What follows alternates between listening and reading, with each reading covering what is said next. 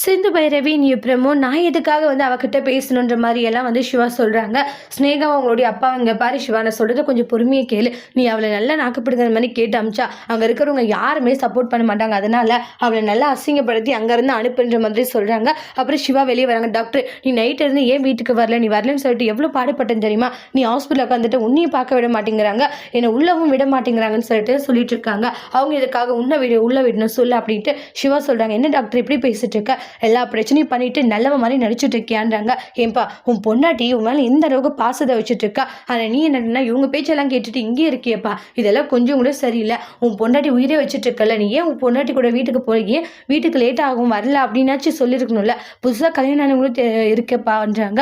இவங்களாம் உன் மனசை மாற்றி வச்சிருக்காங்க, இந்த பொண்ணு மேலே உயிரே வச்சிருக்கப்பா, இந்த பொண்ணு சொல்றது கேளுன்ட்டு மக்கள் எல்லாம் சப்போர்ட் பண்ணிக்கிட்டு இருக்காங்க. சிவா கோவப்பட்டு என்ன சிம்பத்தி கிரியேட் பண்ணிட்டு இருக்கியா, ஒழுங்கா இங்கிருந்து போ அப்படின்ட்டு சிவா சொல்றாங்க. நீங்க வீட்டுக்கு வந்தானா நான் உங்களுக்கு கூட்டிட்டு போவேன், இல்லைன்னா நான் இங்கே தான் உட்காந்து போராட்டம் பண்ண வேண்டிய போராட்டம் மேலே போராட்டம் பண்ணிக்கிட்டு இருக்காங்க. அங்கே சிவா கோவப்பட்டு பயங்கரமாக சண்டை போட்டுக்கிட்டு இருக்காங்க. இதே தான் சிவாவை பண்ணிக்கிட்டு இருக்கா, அவள் ஓவரா சீன் போட்டுட்டு இருக்கா, நீ அவள் பேச்சை மட்டும் கேட்காதன்ற மாதிரி ஸ்னேகா அவங்களுடைய அப்பா எல்லாருமே சிவா கிட்ட சொல்றாங்க. சிவா என்ன செய்யறதுன்னு தெரியாம ரொம்ப குழப்பத்தில் இருக்காங்க.